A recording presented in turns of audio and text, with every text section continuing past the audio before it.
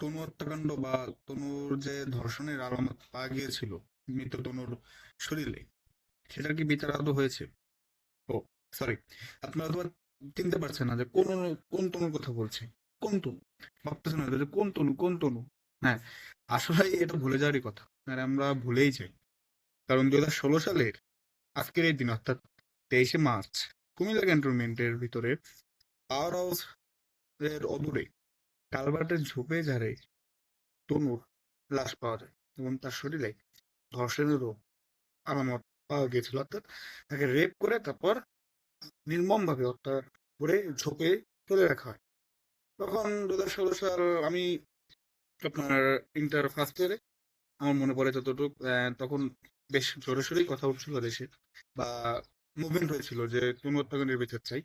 মানুষের মন এবং মানুষ খুব বিক্ষুব্ধ ছিল, মানুষের মন খুব বিক্ষুব্ধ ছিল যে এটা কিরকম কথা। একে তো ক্যান্টনমেন্টের এলাকার দিক, আবার আপনার সংরক্ষিত এলাকা খুব, সেখানে এরকম একটি মেয়েকে ধর্ষণ করে ফেলে রেখে দিল।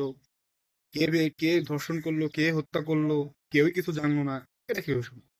আচ্ছা, ধরে নিলাম আপনার কেউ কিছু জানে না, বাট হয়ে গিয়েছে, এটা কেউ জানতো না কিছু। বিচার বিচার কি হয়েছে? এটা কত, 2026 সাল না? 10 বছর। বুঝেন ভাই, 10 বছর হয়ে গেছে, এখনো তনু হত্যাকাণ্ডের রহস্য আমরা বের করতে পারিনি। আমরা বলতে আমাদের প্রশাসন, আমাদের আইন বের করতে পারেনি। হয়তো বা তদন্ত হচ্ছে, অনন্তকালের এই তদন্ত চলবেই, বা চলবে হয়তো। আহ সাগরের হত্যাকাণ্ডের কথা তো মনে পড়ে আপনাদের? সেটা তো 1 যুগের বেশি হয়ে গিয়েছে। তনু হত্যাকাণ্ড হচ্ছে 10 বছর, কেবল 10 বছর হয়েছে, কেবল। হয়তো আরো উচ্চতর তদন্ত লাগবে। পুলিশ থেকে পিবিআই তে যাবে, পিবিআই থেকে সিআইডি তে যাবে, সিআইডি থেকে আবার কোথায় যায় জানি, ঠিক আছে, এই প্রসেস গুলো আমি জানি না, আর জানতেও চাই না। শুধু একটা কথাই জানি, আর একটা কথা এখন বুঝি, যে বাংলাদেশে আপনার রেপের বিচার খুব একটা দেখবেন। আর টু বি অনেস্ট বলতে গেলে, যদিও হাইপ হয় অনেক হত্যাকাণ্ডের পর, সেগুলোর বিচার, সকল বিচার কেন বলতেছে, এই কারণ আপনার ওই আসামি ধরে, আটক করে, তারপর আটা ঘটনা চলে আসে আমাদের সামনে, তখন আর সেটার হদিস থাকে না।